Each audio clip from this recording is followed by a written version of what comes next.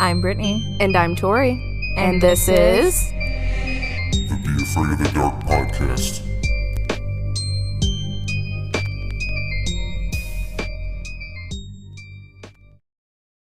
Hello, my spooky tins. Good afternoon. We're recording on a Saturday. In the afternoon sunlight. Well, kind of. It's Michigan. It's freezing fucking cold outside. It is. It's freezing. How are you, Brett? Tired. Me too. Been a long week. I agree. It was way too long. I felt like I was at work for like my life. Yeah. Just in 1 week, it was never ending. God, how'd that car auction thingy go that you went to today? I'm very sad. Why? Because the car that I wanted is already pre-bidded on way higher than I want. And the other ones that I found there just haven't been picked up yet. Like, so I thought they were open, and when I went on the website to like bid, Yeah, they were already completed. Like, the auction had already gone. Oh, I know. So it's okay. I'm keeping my eye out. You'll find that Jeep, boo-boo. You'll I find know. that Jeep. I know. Oh, but so you remember last week how we talked about aliens, and I talked about that meteorologist Jeff Yes. Bushong, right? Okay, well, I ended up finding out some new information. Oh, do tell. And also, we tried to contact him, right? Yes. Yeah. On 2 different platforms. Come to find out, he's going to be contacting us back to eventually be doing an interview for the pod. Yes, I'm very excited. It's just a matter of time before we can get in full contact all over again. But yes. I'll take what I can get right now. Let me find this info. I had it pulled up and then I lost it. I'm sorry, guys. I'm a mess. Okay, so let's see. So last week I talked about him and how I said that the National Weather Service backpedaled and all of that, and we're talking about him like trying to get out of his career and ruin his career. He came with an update and said that his supervisor was actually the one that was trying to make the biggest deal out of it. Of course it was. But the weather service itself still did backpedal on it. But the supervisor at the time was the one that decided it was going to be like a big to-do. Also, he ended up in Atlanta for 20 years. Right. And he said not too many people in Atlanta ended up knowing about the Michigan UFO story. Right. And it had no effect on his career post-94. Wow. Okay. He is still very much interested in that night. He plans to write a science-based paper about how the radar used that night worked and how the objects looked and how he determined them to be solid objects. He's also interested in hearing from all the eyewitnesses that night. Okay. And he does travel to Michigan often and would be happy to attend any Michigan MUFON conferences, which I did come to find out he is going to be doing a MUFON conference here on Sunday 11/6. So that was... Oh, we missed that one. Yeah, so we missed that one. But he did do a big Zoom meeting with MUFON, so we'll have to catch up on that and watch that. And of course. See what happens. Keep the UFOs alive. And people are still trying to tell him that like what he saw wasn't real or everything. That's so stupid. I know. And so he has a person was like, how can you report that it was something that you saw from the naked eye when you saw it on a radar? Like, bitch, it's on the radar. It still counts. I see it with my eyes. With my eyeballs. It's right there in front of me. Because I tell you that rain don't look like a flying saucer. Mm-mm. I mean, last time I checked. No, nowhere close. Nowhere close. From what I know. Right? But side note, extreme hauntings! Yay! I'm not scared at all. I'm going to scare the crap out of you. I'm so excited. So do you want me to go first and you want to rally at the end? Oh, I want you to hold your butt, your boobs, and all of it like you tried to do last week. This time you can hold both because you don't got one. So, should I start then? Lay it on me, baby. Okay. So I did the Amityville house. Ooh.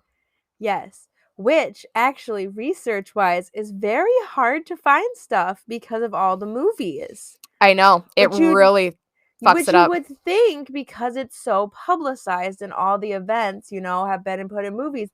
But even the family that lived in the house, experienced those experiences, says that the movies have stretched the truth so thin now that it's completely fiction.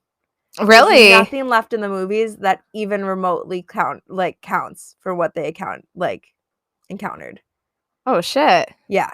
Did you have to read books and shit? Because I know I had to go and find some books for mine. I didn't, just because You don't read? I do read. I'm just kidding. I'm offended. No, I just didn't. Our horror section on true horror, events is very thin at our local library. You can also get books on Amazon for $3 pro. Yeah, but I don't like reading digital books. I have to hold it in my hand. You can hold your phone in your hand. I watch you do it all the time. Don't attack me like this. No, it's Oh, the world's smallest firewind. Yeah. Oh. So I have a learning disability, which makes my comprehension really hard. Which means when I'm reading on my tablet and when notifications come or anything like that, it's gone. Everything I just read, completely wasted. Just a wasted room. Yeah. So I do a lot of research online, but when I'm actually reading a novel or something like that, I have to have a hard copy in my hand. I do prefer, I'm Yes. not gonna lie, to have a hard copy. How do you smell a book? That was dramatic, but I know a good book is. Yeah. This candle over here is giving me spooky vibes. Oh, love it. All right. Lay it on me, booze. Let's dive in. And you were so scared about me not having research, and now it's 3 pages long. Okay, guys, yesterday I asked her, I was like, how's your research coming? She literally had a paragraph. Maybe. Not even. Maybe 3-4 sentences. I was like, brah. She really procrastinated this time. Oh, I really did. I was such a busy work week, though. Yeah, you had that guy that was a dipshit putting that printer together. Yeah, if you hear this guy, I apologize, but you... Sorry, guy that puts in printers. Yeah. Well, it's not even just... It wasn't a normal printer either. It was a stamping, so it keeps track of Post-it. So it does the postage stamping. Oh, yeah. It was a whole thing, and I was very upset. But anyway. Back to the spooky shit. Okay. Ooh. I'll insert some spooky music here. Segue. Booga booga. Booga booga. Okay, so the Amityville house is in a suburb. Do you want to repeat that? The Amityville house. Amityville? Amityville. I always pronounced it Amityville. Amityville? Amityville? Isn't that how it's pronounced? I don't know. Is it? That's how I've always pronounced it. Okay. Well. Okay, guys, tell us who's right, who's wrong? Question mark? So it's on a part of a suburb on Long Island in New York. It's always New York. Yep. It's a 6-bedroom Dutch colonial style house. Yeah. 6-bedroom. I think it's 2 bath, 1 half, something like that. Originally at the address of 112 Ocean Avenue. The house was initially built in 1927. The address has been changed to confuse gawking tourists. Oh yeah. And I do have the new updated address, but please don't do that. Slow, it's easily looked up on the internet, but out of respect for the people that do live. It's a new address. There you go. There's your answer. So let's go back to back in time. Back in time.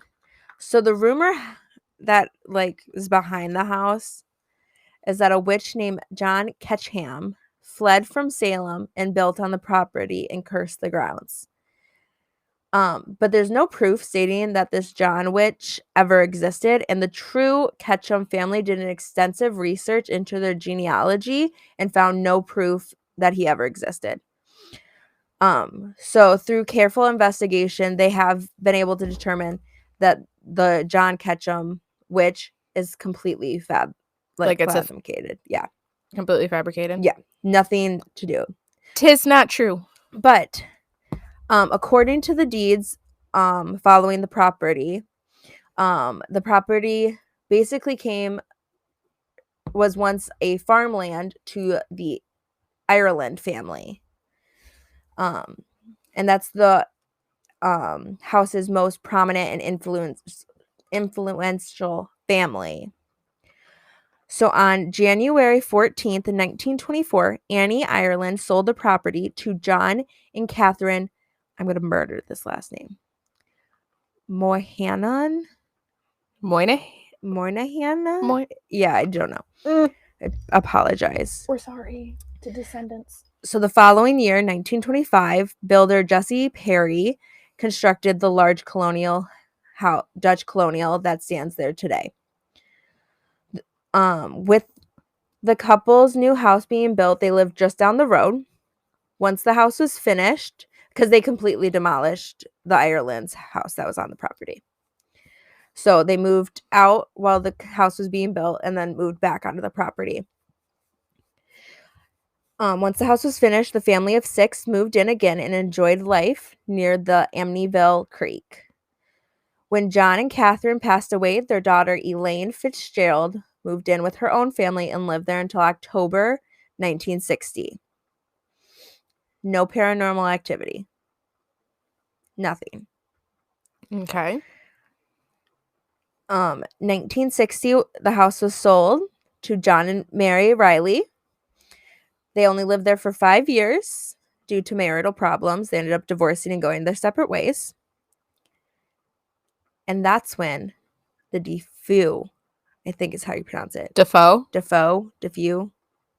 How is it spelled? Defeo. Defoe. I think it's Defoe. That's when the Defoe family moved in. Do you know them? Aren't these the spooky spooks? It's not. No. But they're spooky spooks, in my opinion. Let's get into it. Ooh, a segue.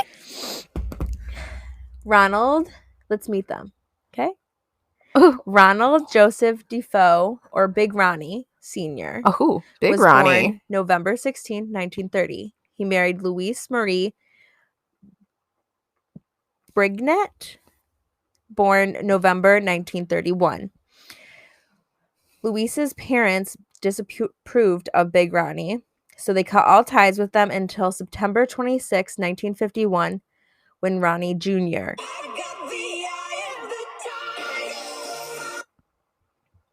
Wow. I'm really sorry, guys. That was Tori's ringtone. Dancing through the fire.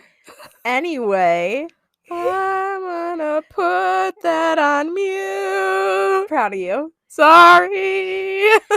1951, when Ronald Jr., aka Butch is what he went by, was born. Growing up, Butch had it hard. Like, this poor baby.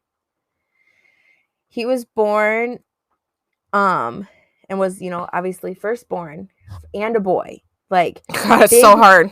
Big Ronnie had so much expected from the day he was born on who he was going to be and what he was going to be like. And Big Ronnie was not afraid to discipline him in the most cruelest ways. That's awful. One second, Big Ronnie would be hugging and loving on his son. The next second, people reported him throwing Butch across the room. I was literally in my head, I'm just thinking, oh, what? You're going to say he's throwing him across, throwing him out a window, and you're throwing him across the room. Yeah. Like, oh, shit. Yeah.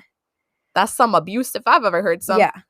So as a child, Butch was extremely overweight and would remain that way until his late teen years when he began using drugs. Kind of how it goes. Drugs. drugs. Don't do drugs, kids. No. The bad Butch's kind. school life suffered because of his weight problems. The other kids often made fun of him, calling him the Blob, Becky Beaver, and Pork Chop. I'm sorry, that's really sad, but when you said the Blob, I really wanted to laugh. I'm so sorry. I know. That's really bad. I know. Segue real quick. I found out yesterday my sister-in-law, who's 15, told me she was frat shamed this week. People are so mean. She is so little. She's 15. And she's so skinny. I know. Sorry, guys. I just had to throw that out there. I'm still really mad about it. Well, on July 29th, in 1956, Louise gave birth to their first daughter, Dawn Teresa Defoe. I'm going to pronounce that wrong the whole time. You're so cute. Then, in 61, Allison came along. Later, in 62, Mark came along. Sometime after Mark's birth, Louise decided she was going to leave her husband for reasons that are still unknown, like still not really clear.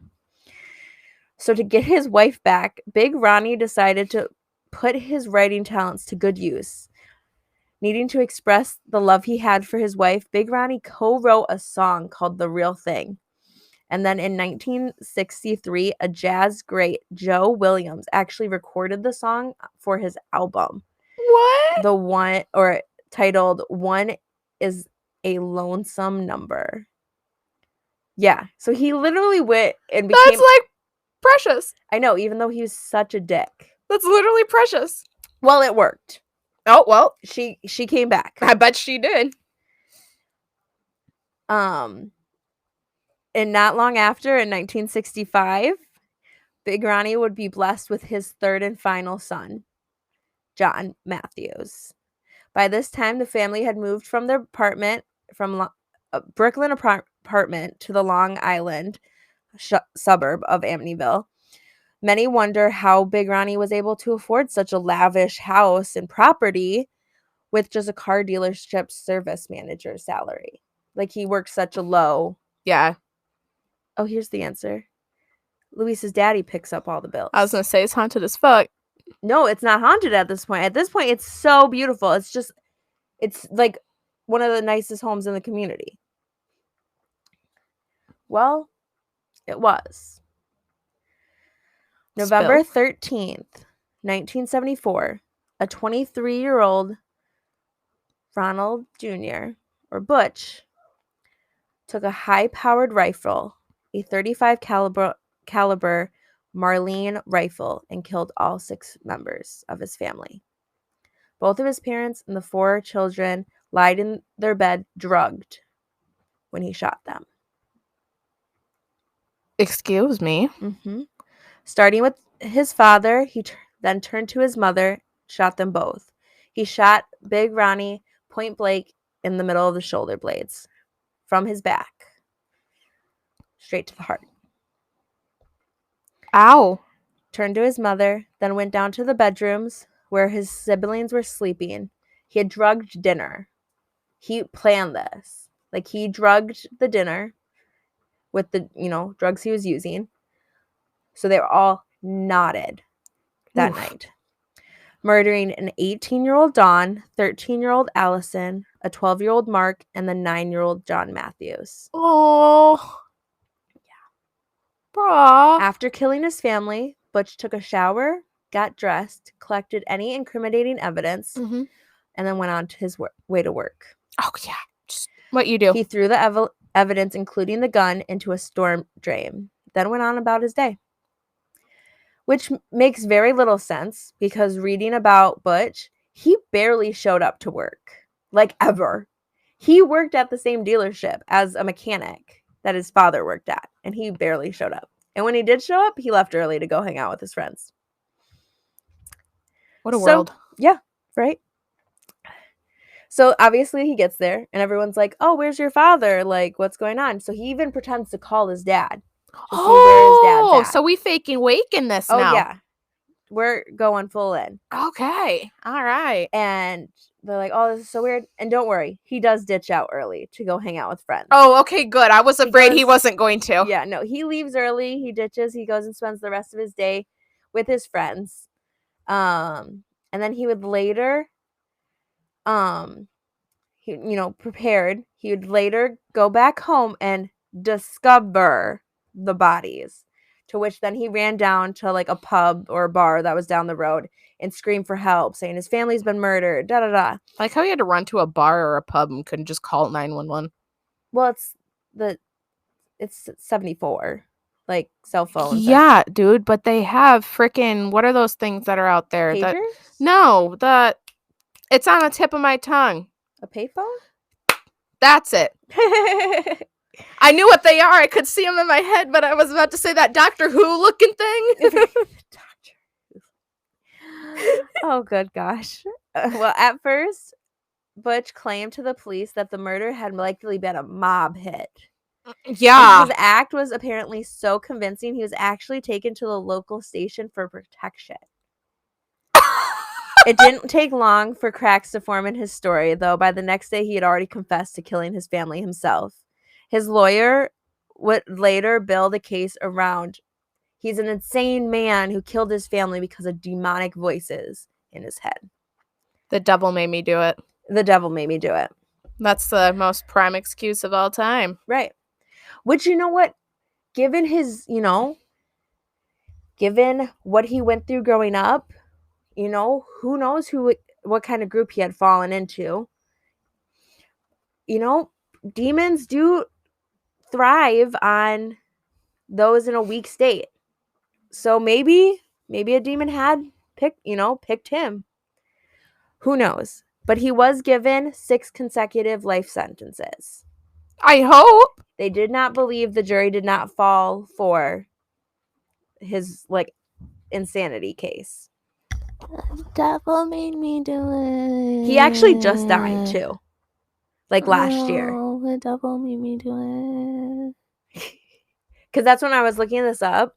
Everything. Because everyone blew up. The Amityville murder guy finally died in prison. He was 69 years old, I think. Yeah, don't laugh, you child. 69. But yeah, he literally just died 2021. It's funnier than 24. 25. Okay, now let's get into the Lutz family. They moved in 1975. Okay, so George and Kathy Lutz. Oh, I'm sorry. They got married in 1975. I apologize. They were freshly newlyweds when they moved into this house. They had both been married before, and Kathy had 3 children. Don't spill your Diet Coke. I'm just laughing at your face. I'm sorry, I was trying not to laugh. This isn't even my shirt. So they had both been married before, and Kathy had 3 children from her prior marriage. George insisted that he adopted all 3 children and had their last names changed from Quantino to Lutz. I'm murdering all. You're doing fabulous. Last names. I feel like next time you should Google how to pronounce names. Probably. The couple would later have 2 daughters together before divorcing in the late 80s. So we have Daniel, who was born 1965. Christopher, born February 1968. Then we have Marie, Noelle, and Gabrielle. Jesus Christ. Yes, so there was 5 children total. Well, only 2 were the actual couples. I mean, he took all of them, but yeah. So they moved in December 18th, 1975. And because of what happened, Kathy made it very important that a Catholic priest go in and bless the house before they moved in. I mean, granted, yeah, it was probably Father, Son, Holy Spirit. Right. So this is a statement from the priest that went in and blessed the house. I was blessing the sewer room. It was cold. It was really cold in there. And I was like, geez, this is peculiar. Because it was a lovely day out. And yes, it was winter, but it didn't account for this type of cold. I was also sprinkling holy water. I heard a rattle a rather deep voice behind me saying, "Get out." I'll do that for you there properly. You go. Yep, go ahead. Do your Get out. There you go, demon voice. It seemed so directed towards me that I was quite startled. I felt a slap at one point on my face. Oh, it God. felt like someone had slapped me, but there was no one there. How dare you punch a man of the cloth? Yeah, I mean, slap the man of the cloth. Soon after the family moved in, they started noticing odd things around the house, such as doors being almost ripped from the hinges. Oh, shit. That's not even like, it's like, bitch, I'm here. Cabinets slamming shut and slime oozing from the walls and ceilings. Oh, like slime or like ectoplasm type shit? They don't really specify. They just slime. That's fucking disgusting. I just got chills. Right? In a 2006 ABC News report, George stated there were odors in the house that came and went. There were sounds. The doors would slam shut in the middle of the night, and I couldn't get warm in that house for days. He claimed that he would wake up at 3:15 a.m. nearly every day, around the same time that Butch would have acted upon his murders. Excuse me, what? Mm-hmm. Yeah. It said that at times Kathy would physically transform into an almost older woman state. And once even levitated off the bed. George stated one night he thought he heard the children's bed slamming up and down on the floor, but claimed he couldn't do anything because there was an invisible force paralyzing him. What the see, like, that's what's so weird. So, like, none of this is talked about, like, even in the movies. Like, none of this is talked about. Right. Yeah. So this is like the breakdown of everything. So George did have a history of dabbling in the occult.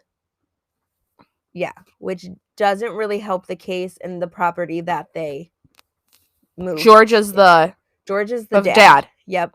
Sorry, there were a lot of names. I'm trying to. The family claimed to smell strange odors throughout the house. That speaks demon. Hello. Yep. They never say if it's like a sulfur or what kind of odor. They just they would see a green slime oozing out of the walls and keyholes of the doors, and would experience cold spots in certain areas of the house. The nearby garage door would just open and close on its own. A spirit knocked off a knife off the counter in the kitchen, just threw it. And a pig-like creature with red eyes staring down would stare down at George and Daniel from a window while they were outside. My God. Oh, ew. Oh, ew. Oh, ew. I just got like these like because there's like this deep dark room that I can like see right where we're sitting. It is just pitch black. Well, especially because like the house is so publicized. Everyone knows what that house looks like. So you can just picture any one of those front windows having that pig-like creature with red eyes.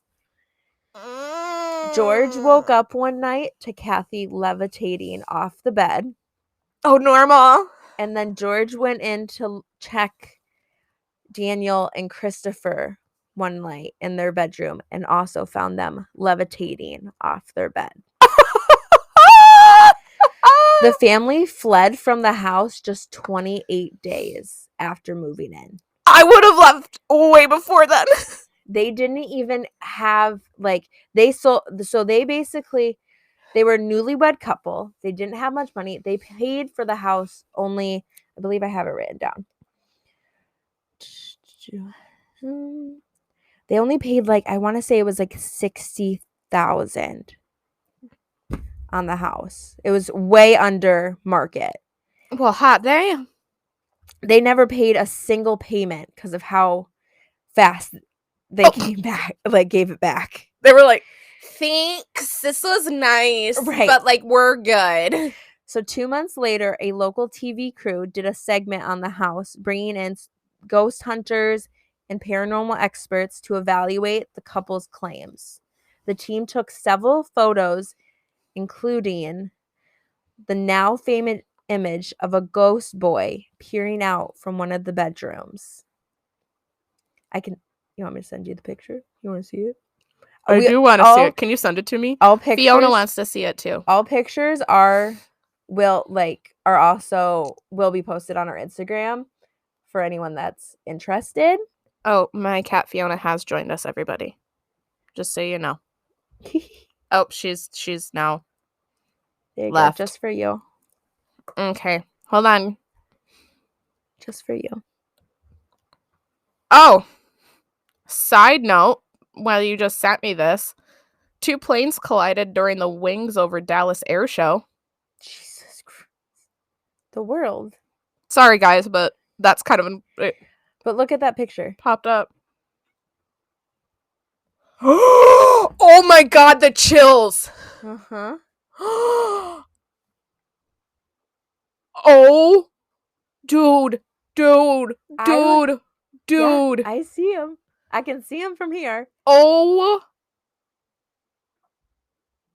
Yeah. I think it's John. I'm so uncomfortable. I think it's John Matthew, the youngest, the 9-year-old. Dude, I've never felt this so you remember when I was at your house and I told you that was the first time a spirit has physically touched me and a malevolent spirit has touched me, and that made me my apartment. This gave me that feeling all over. So it definitely looks like a young boy. That is not a human. Well, you got to think the way that they went, and he's 9. No, oh yeah, no, that is so sad. So, the psychics that went through the house also agreed that there was some type of demonic force present in that house. Duh. After coming out with the story, the couple even took lie detector tests to prove their innocence, and they both passed them. Really? Yeah. Daniel, the oldest son, stated that he still struggles with nightmares to this day from living in that house. I would. Yeah, right? So, the house has had 4 other owners since. So the Luxes only lived there until September, or through September, or not even. I'm sorry, August 30th, they returned the house to Columbia Savings and Loans. September 1977, Jay Anson's best-selling book, The Amityville Horrors, was released, and then the movie Adaptation followed in 79. So it all moved really fast. It was publicized and just crazy. March of 77, Barbara and Jim Cromartie purchased the house from the bank, and although it was plagued with hordes of tourists searching for the supernatural house. Okay. So they claim that they have had no, so Jim and Barbara have had no paranormal sense. Okay. So they never said anything that they blessed the house or anything. They believe that it's purely made up. But George and Kathy, till their deaths, took that as that was the worst experience of our life. Yeah. And like I said, it's had 4 owners, and it was last sold in 2017. So there is a family currently living. So if you are in that area listening, please, please, please leave that family alone. Yeah, for real. They don't want any more tourists. I'm sure they get so many. Oh, yeah. And I'm sure it's on some type of haunted tour or something. It has to be. Probably. It has to be. I'm sorry, guys. These cats are everywhere if you're hearing them. Yeah. They are everywhere. They want to sit on my lap. Yeah. They're good. Okay. Come on. Oh, he's such a chunker. This is Zeus. Yeah. You tell him, Zeusy. Okay. I'm so scared. Okay, so I know that you only know what you've seen. Yes. The documentary. Yes. Okay. So Tori, our lovely Tori, is doing the Demon House. Yes. Okay, Zeusy. You gonna stop? Okay. So, this is called the Ammons Haunting Case. It was also known as the 200 House of Demons. 200 how? So like 200 demons Okay. were living in this house. Oh my god. Or demon house. Yes. It is a haunting and demonic possession which occurred in Gary, Indiana, in the United States. So close to us. I know, in 2011. So recent. like about what, 11 years ago? Yeah. Yeah, 11 years ago. Okay, so are we ready for this? I'm so scared. You're holding your butt and your boobs because Yeah. here we going on a ride. So, a woman named Latoya Ammons claimed that she was being possessed by demons. Her 9-year-old boy was walking backwards up walls in the presence of a family case member and a hospital nurse. Yep. The Gary police captain, Charles Austin, said it was the strangest story he's ever heard. Yeah. Well, Austin, a 36-year-old veteran of the Gary Police Department, said he initially thought Indianapolis resident Latoya Ammons and her family,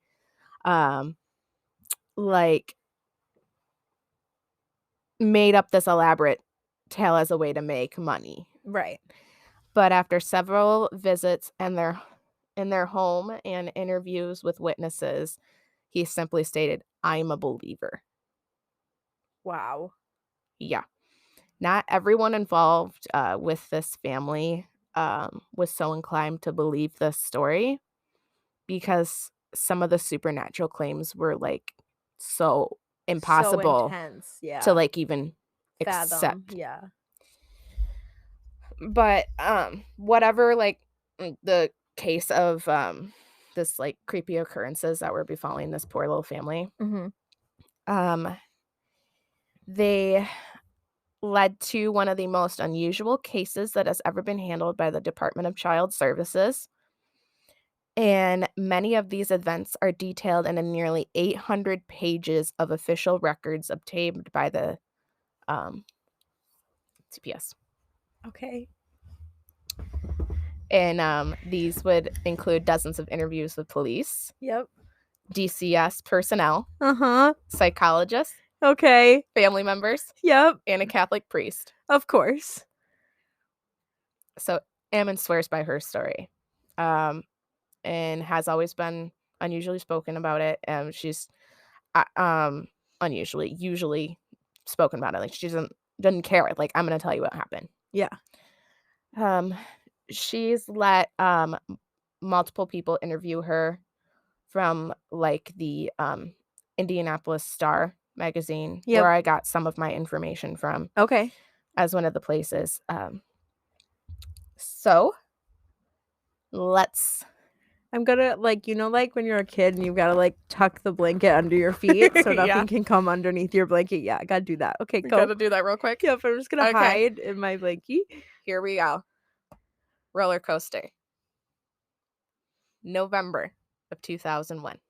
The Ammons family moved into a rental house on Carolina Street in Gary, Indiana. Shocking. A quiet lane, one small story home. Big black flies suddenly start to swarm their screened-in porch in December, despite that winter chill. I was gonna say there's no flies in December. Exactly. Big flies. Oh, of course. Ammon's mother, Rosa, remembers thinking, "We killed them and killed them and killed them and killed them and killed them, but they kept coming back." I would have moved. There were other strange happenings. Oh, of course there was. Why wouldn't there be? After midnight, Campbell and Ammons, Campbell being her mother. Okay. Just so you know. Yep. Occasionally heard steady clump of footsteps climbing the basement stairs and a creak of a door opening between the basement and a kitchen when nobody was there. Even after they locked the door, the noise still continued. Campbell said she awoke one night and saw a shadowy figure of a man pacing her living room. She leapt out of bed to investigate and found large, wet boot prints. Your eyes. No, thank you. Moving out now. On March 10th, 2012. Campbell said that their family's unease turned into actual fear. It hadn't already? I would have been gone after the Shadow Man. At 2 a.m. Normally, Campbell and Ammons and her children would have been asleep, but they were mourning the death of a loved one with a group of friends. Ammons, who was in Campbell's bedroom, startled everyone by screaming, "Mama, Mama."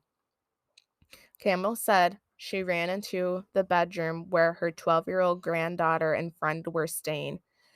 Ammons and Campbell said that the 12-year-old was levitating above the bed, unconscious. Oh my God. According to their accounts of these events, these are particularly from them, words. The young girl is praying and praying. I thought, what was going on? Why is this happening? And eventually, she descended onto the bed, woke up with no memory of what happened. And the people who visited that night refused to ever return. Good for them. Good for them. Oh, I wouldn't come back. Worse, bro. Like, it's just gonna get worse from here. Okay. All right. Campbell says she remembers telling her daughter, "We need help and we need to talk to someone who knows how to deal with it." Which you would think it's time to go, like, figure some shit out. I mean, right, like a priest. They didn't know exactly what it was, but they believed it was something supernatural. They called all the local churches, but most refused to listen to them, which really pisses me off. Right, they're pleading for help. They just don't. Like, it's like they don't care. Churches, like, say that they care, but they don't sometimes, and that's what makes me really mad. Right. And so eventually, after listening to Campbell and Emmons talk about the house and visiting it, officials at one church told them the Carolina Street house had spirits in it. They recommended the family to clean the home with bleach and ammonia, then use oil to draw crosses on every door and window. Okay. Where's holy water but I eat?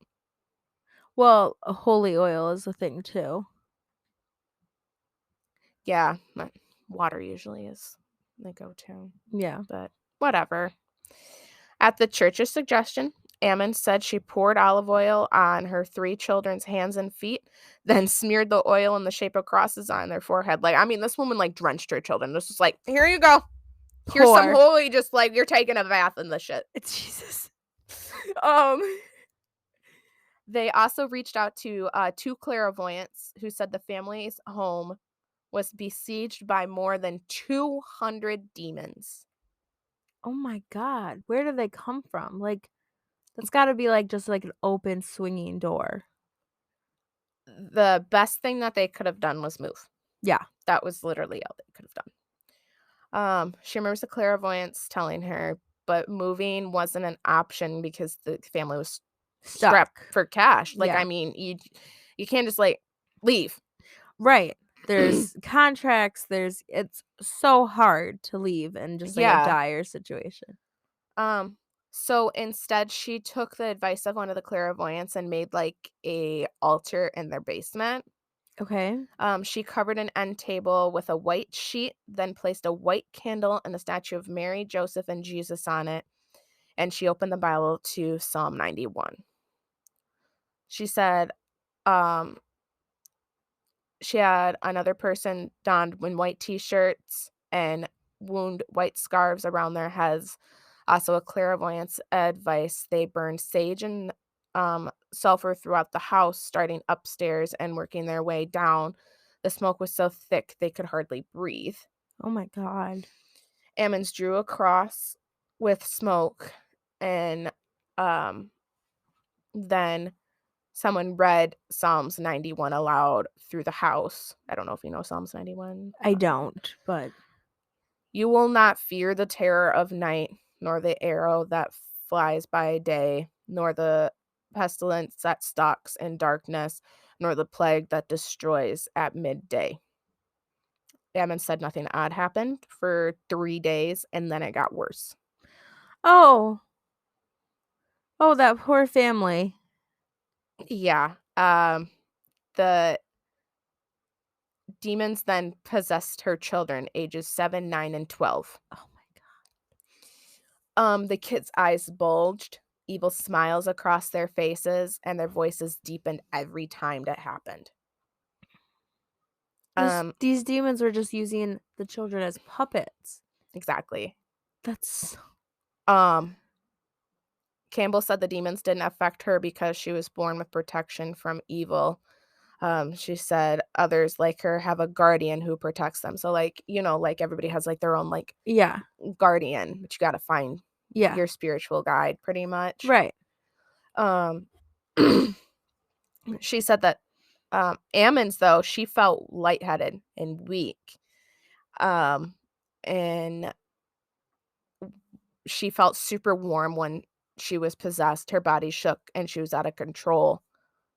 And Campbell said you can tell it's different, something supernatural. The youngest boy, 7, sat in a closet talking to another boy that nobody else could see. Throw the child away. My thoughts exactly. The other boy was describing what it felt like to be killed. Not something that I would want. He's what, 7, you said? Yep. Yeah, no. Throw the child away. Try again. Well, speaking of throwing, Campbell said the 7-year-old once flew out of the bathroom as if he's been thrown, smacked against the headboard, along with the daughter, and ended up needing stitches. Oh my God. Just whoosh, toss the fucking kid. Literally. Like, I mean, like, no joke. Like, you joke about throwing, like, this thing freaking chucked them. Oh my God. For no reason. It's like, bye. Those are so strong that they basically laughed at the cleansing and said, let's show what we can really do. Oh, yeah. And, dude, it's just going to get exponentially worse from here. Okay, continue.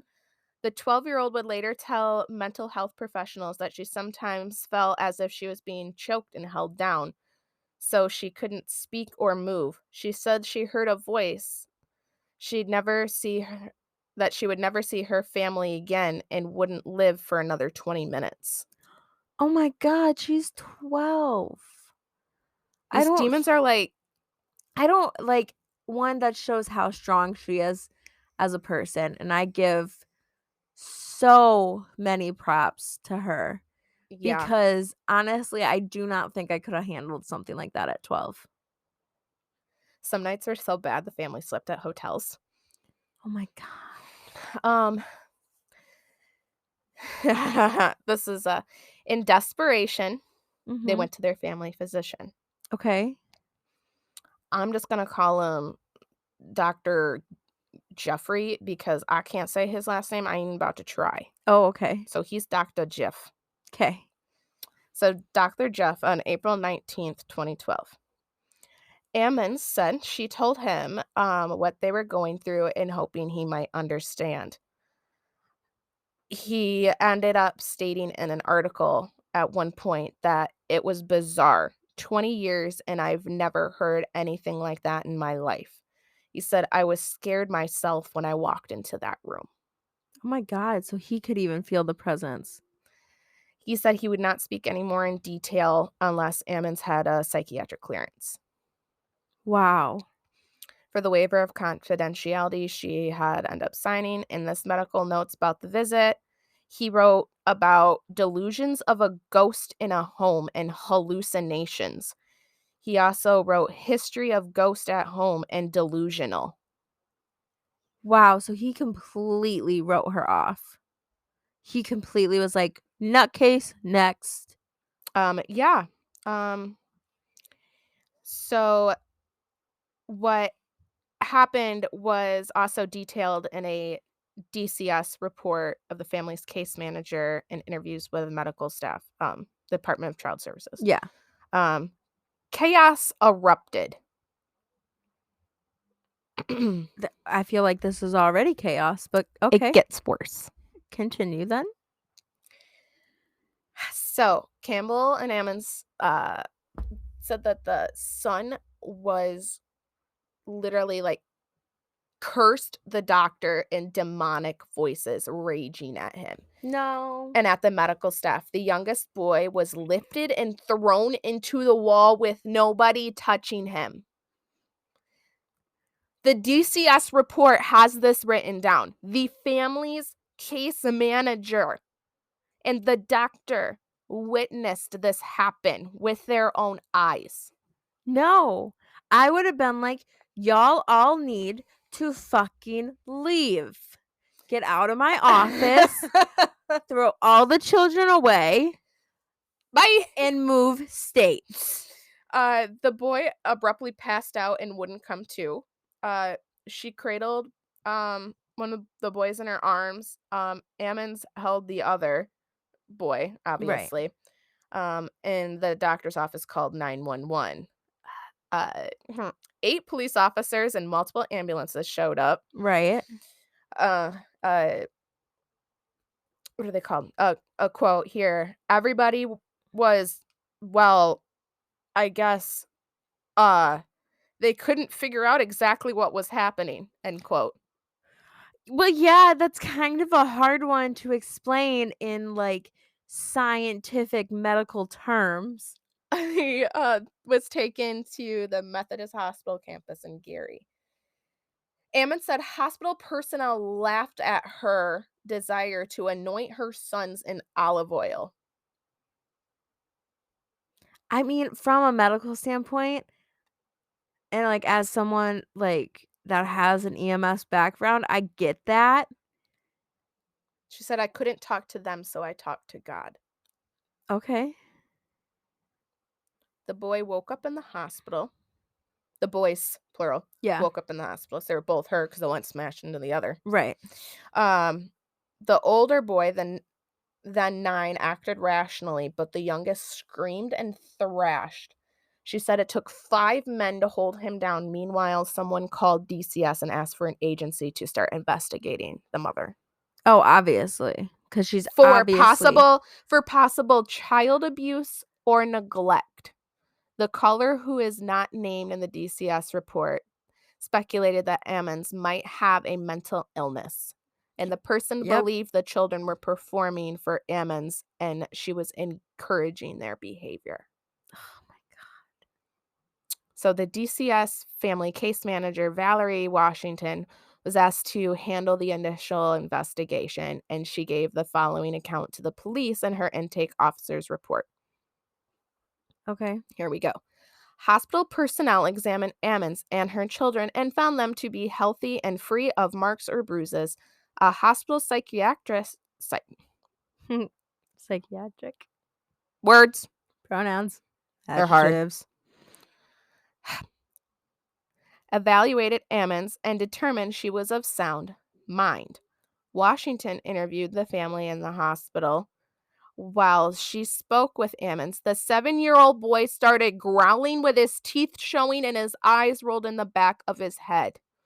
Because there's demons! The boy then locked his hands around his older brother's throat and refused to let go until adults pried his hands open.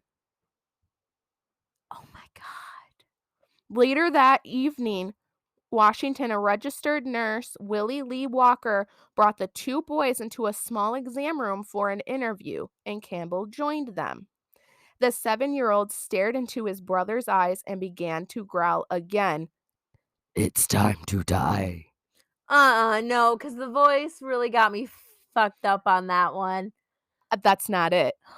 The boy then continued in his unnatural voice. I will kill you. Oh my God. I'm just saying, if my child ever does that, she will be thrown away. While the youngest boy was speaking, these terrible, terrible things, Mhm. the other brother started headbutting Campbell in the stomach. So Campbell grabbed her grandson's hands and began to start praying. What happened next would rattle everybody. Uh-huh. So according to the DCS report, this one is excuse me, I'm not even reading it, and like look at my chills. Yeah. The 9-year-old had a weird grin. Mhm. He walked backward up a wall to the ceiling. He then flipped over Campbell, landing on his feet, and never let go of his grandmother's hand. That's not, like, physically possible. Like, how do you explain that other than demons? Okay, That continue. boy's arms fucking elongated. Yeah. Okay. Mhm. He walked up the wall, flipped over, and just stood there. There's no way he could have done that. Later, the police asked whether the boy really had run up the wall or if it was an acrobatic trick. And she said, the boy glided backward on the floor and up the ceiling. How do you explain? Yeah. How do you?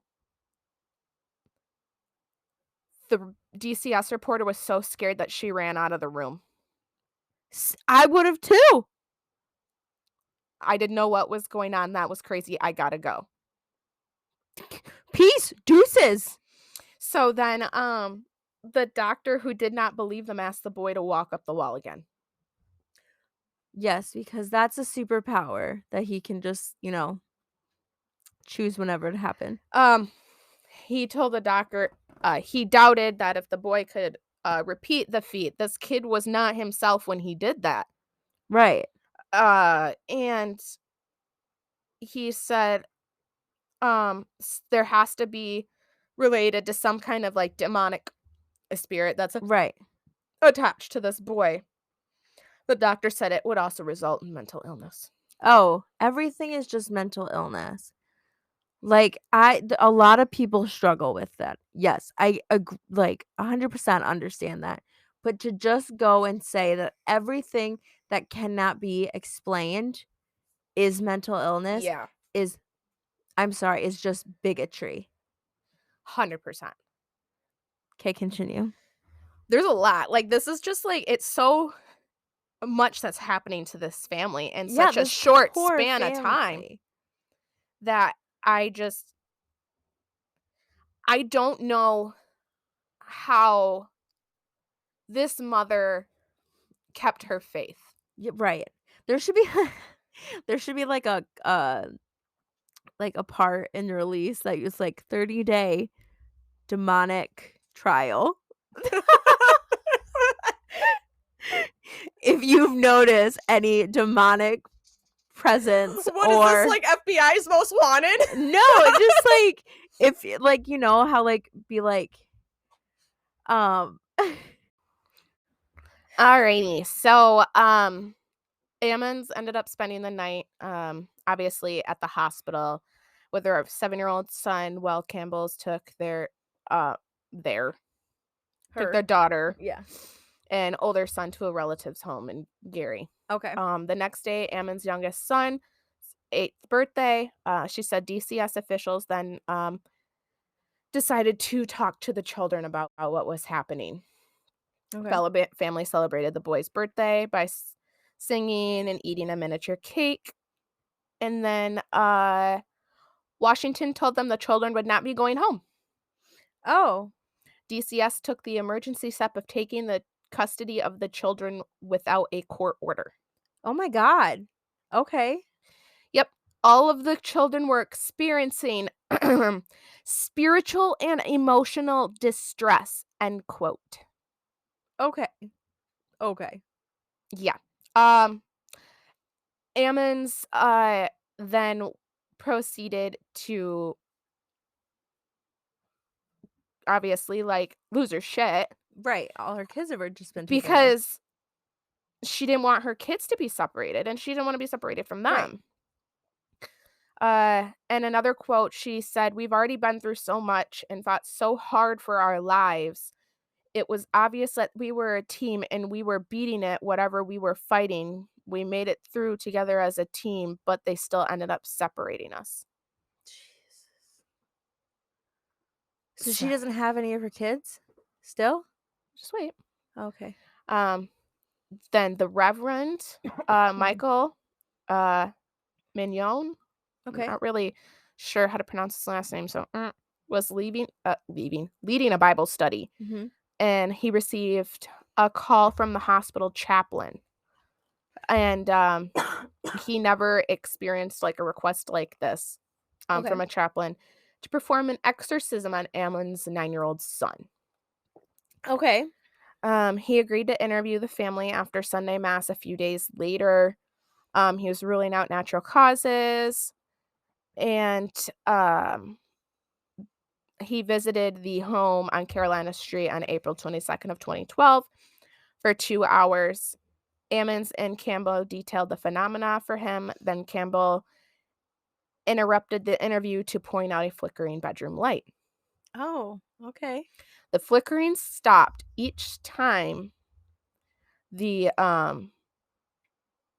priest walked over to investigate, which he attributed to a demonic presence. "It must have been scared of me." Good. You should be. He then then started the interview again and was interrupted again when Campbell pointed out that the Venetian blinds in the kitchen swinging even though there was no air current. Okay. Tell me how I can say all these hard ass words, but I can't say peanut butter and jelly without. Sorry, I just had to throw that out there.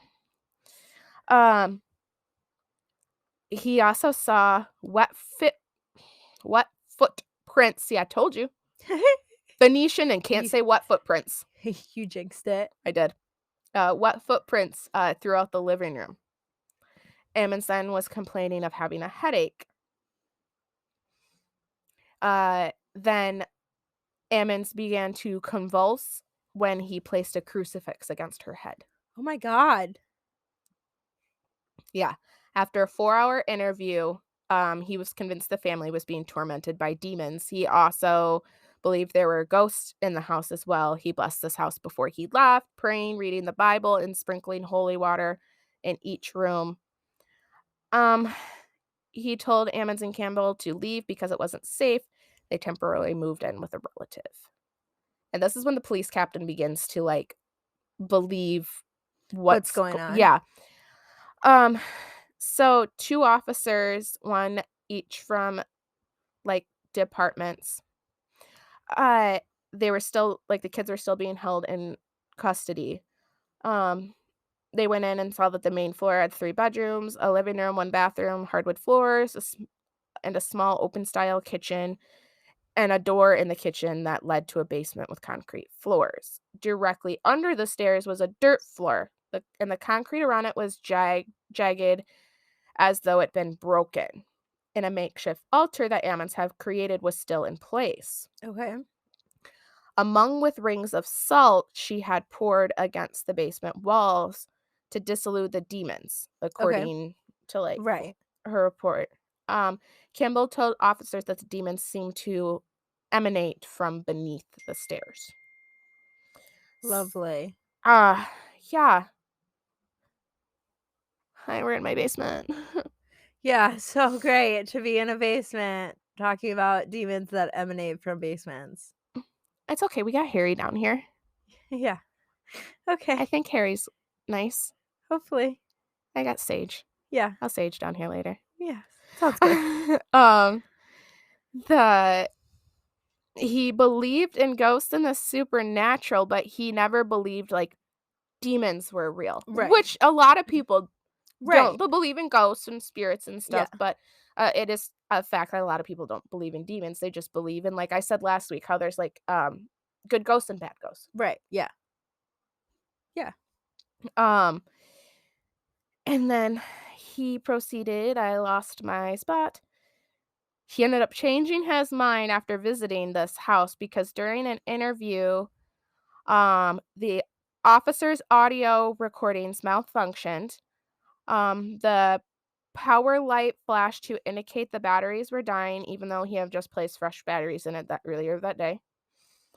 When he played back his audio, he heard an unknown voice going, "Hey, Nope. hey." No. And then officer ended up taking photos Uh-huh.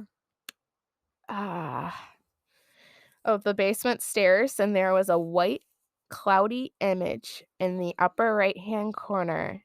And when the officer enlarged, I got chills. When he enlarged the photo, the cloud appeared to resemble a demonic face. The enlargement also revealed a second green image that police say looked like a female.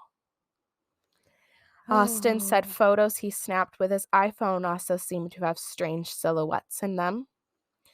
The radio in his police issued Ford malfunctioned on his way home. Later, Austin said the garage at his Gary home refused to open even though there was power everywhere else.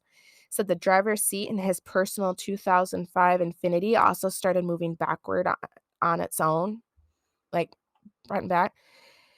He brought his car to get checked at the dealership, and the mechanic told him the motor on the driver's seat was broken, so there would have been no way that it could have been moving. Oh. Okay. And that this could have caused a catastrophic accident. Wow. They just really don't care who they hurt. Like, these demons are going full out. Yeah. So DCS found that Ammons neglected her children's education by not having them in school regularly, where kids were fucking possessed. Right. Like, let me send my kid to school while he's possessed by demons. Right. Like, anyway. That just made me really mad. They were sent to have psychiatric evaluations because DCS said, that they're just fucking crazy. Right. There's no demons. They're just fucking nuts. Yeah. And the youngest son, the one who tended to act, yes, is all possessed when he was challenged, redirected, or asked questions he didn't want to answer in her evaluation. He seemed coherent and logical, except when he talked about demons. It was then that the 8-year-old's stories became bizarre, fragmented, and ideological. Yeah, that. I can't say it. I can also not say smaller words. I can't say that word, so that one's on you. Say it for me real quick. Ideological. Wright said his stories changed each time he told them.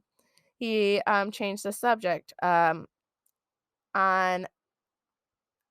then he began asking her about outer space. Can you die if you go to space? How do you get to space? Do you have to wear a spacesuit? Normal stuff. Normal. Yeah.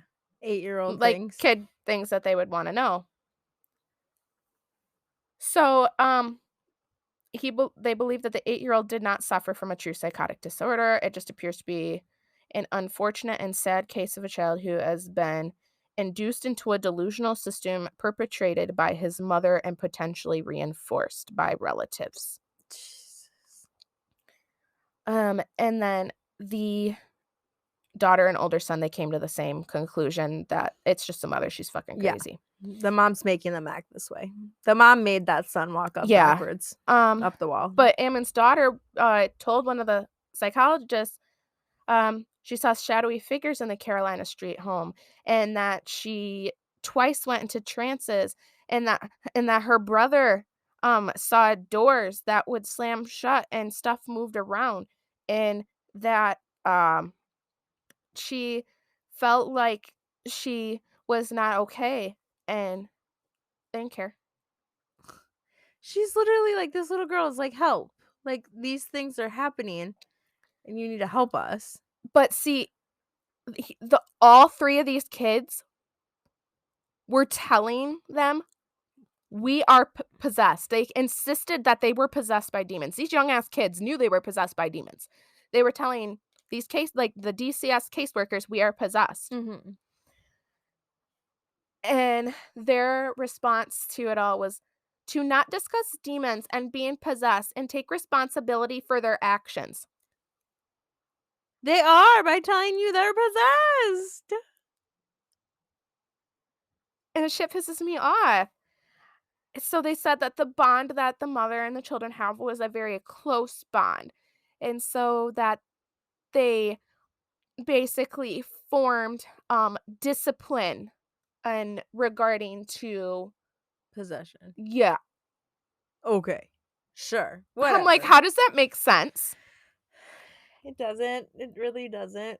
She couldn't, and then Ammons couldn't find appropriate housing due to the paranormal activity when people didn't want to buy her home, Right. and like she just couldn't find what she wanted. And then if we go like down into a little bit more into like the actual demonic presence itself that resides in this home, the priest came with county officers with a police dog, and the caseworker who was there, she volunteered to go in because Good. Washington didn't want to because she was too afraid. Because Washington saw what happened last time. Right. But, the kids are still just fucking crazy. Yeah. The county officer took his police dog around the home, but the dog didn't show any interest in any particular area. Everyone else headed into the basement. The caseworker, Samantha, touched some strange liquid she saw dripping in the basement. She said it felt slippery yet sticky between her fingers. Ew. Like you recently just talked about with the Amityville case. The priest then told the police he wanted to check the dirt under the stairs for a pentagram or personal object that might have been cursed. Right. And that would indicate a demonic presence or a possible portal to hell in itself, or if someone had died in the house and was buried under the stairs. One of the police officers dug a 4-foot by 3-foot hole beneath the stairs, unearthing a pink press-on fingernail, a white pair of panties, a political shirt pin, a lid for a small cooking pan, socks with bottoms cut off below the ankles, candy wrappers, and a heavy metal object that looked like a weight for a drapery cord. Lovely. The priest then blessed some salt, which he said is a barrier to evil, and spread around underneath the stairs. In the living room. And see, here's when it gets weird. So yes, because none of this has been weird so far. Well, weirder. Samantha, the caseworker, said she was later standing in the living room with the rest of the group when her left pinky finger started to tingle and whiten. She complained it felt broken. Less than 10 minutes later, she said she felt as if she was having a panic attack, and then she couldn't breathe. Oh my God. So she walked outside to wait for the group. When the priest started questioning Ammons inside the house, she complained of a headache and shoulder pain, according to the police reports. So she joined Samantha, the caseworker, outside. And then the officers then continued to walk through the house and found that there was more of that substance coming from the walls. And the officers then sealed it off for 25 minutes. And nobody could come in because they're like, someone's doing something. Yeah. All the oil had reappeared that was in the house after they cleaned everything up. It was a manifestation of paranormal or demonic presence, which was stated by the bishop. Yeah. And an exorcism was to be performed. No shit. Fucking finally. Yeah. An intense blessing by a church-sanctioned exorcism. He performed a minor exorcism on Adams, a ritual that consisted of prayer statements and appeals to cast out demons. Okay. 2 police officers, Samantha, that one DC case family worker, and then the case manager attended the ritual. The caseworker said she left believing that something was going on, although she wouldn't go as far as saying it was demonic. She said she got chills during the nearly 2-hour rite. Jesus. And in a quote, "We felt like someone was in our room with you breathing down your neck." But a week after she visited this house for the last time, she got 3rd-degree burns from a motorcycle when she left. 30 days later, she also broke 3 ribs jet skiing, broke a hand when she hit a table, then broke an ankle while running in flip-flops. Oh my God. Demon was like, fuck you. Yeah. You don't believe in me now? Right. Like, fuck you. Oh my God. She said, in a quote, she said, "I had friends who wouldn't talk to me because they believed that something had attached itself to me." Yeah. It did. And Zeusy.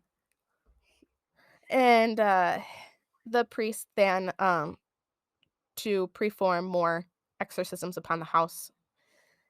And Ammon's this is when we're gonna learn about said demons in the house. Okay. So she began to feel sick and lightheaded, but she said that they ended up finding the names. One such name was Beelzebub. Oh, big boy baller. Lord of the Flies. Ammon said, and they also found names of demons that would torture and hurt kids. Shocker. Other high-ranking demons were also assigned to her. Oh, okay. Including lieutenants and sergeants. The hell is so well put together. Good job, Satan. So well put together. I am not going to repeat names of any other demons. Yeah. If you guys want that, you can look that up yourself. Yep. But that ain't happening. No. So it's not welcome them here. They performed 3 major exorcisms on Ammons, 2 in English and the last one in Latin, on June of 2012. And he pressed a crucifix against Ammon's head and spoke, "I cast you out, unclean spirit, along with every satanic power of enemy, every spectre from hell, and all your fell companions, in the name of our Lord Jesus Christ." His voice continued to get louder and more forceful until the demons weakened. And Ammons prayed and prayed until it became too painful, till the exorcism did. Oh my God. She said something felt inside her. It was trying to hold and inflict pain at the same time because it didn't want to leave. Eventually it did. Good. After the 3rd exorcism, it was bye. And that was the one that was in Latin that finally got it out. Got it out. Yep. Jeez. She persisted to have some bad dreams. And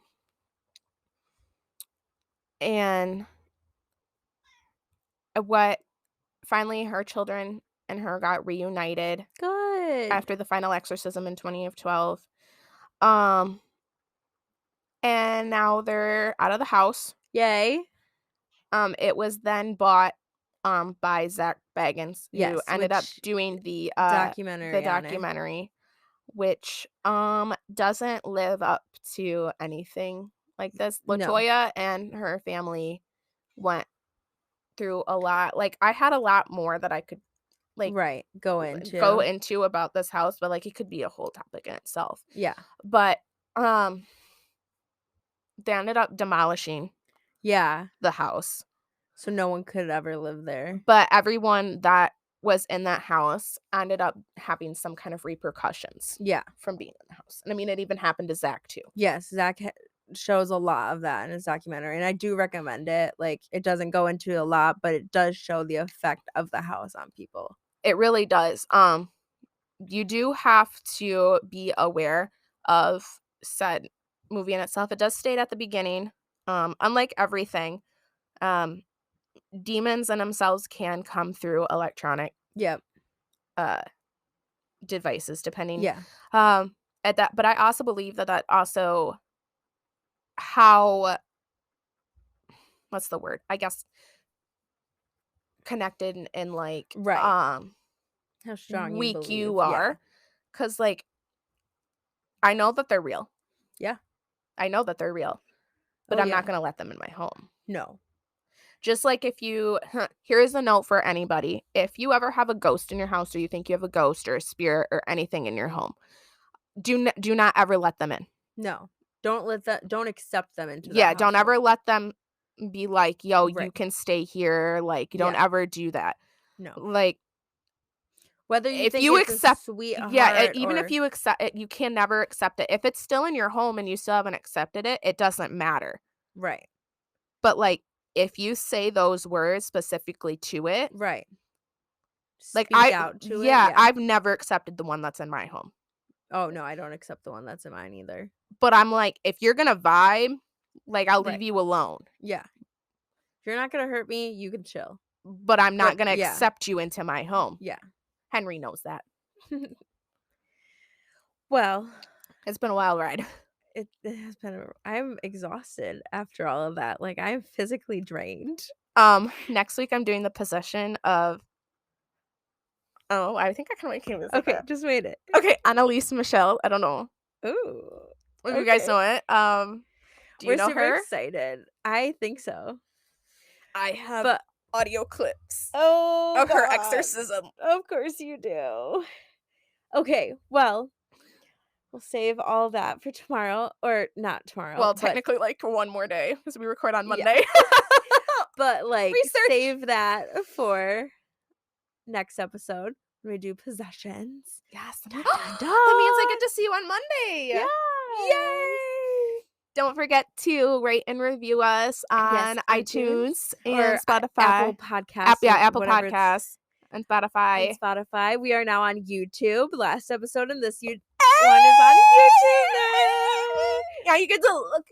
Yes, as we totally ignore you and only look at each other. But sorry, we're like really conceited. I'm just kidding. We love each other. But yes, please send us your stories, your experiences to Be Afraid of the Dark podcast at gmail.com. We have a Twitter. We have an Instagram.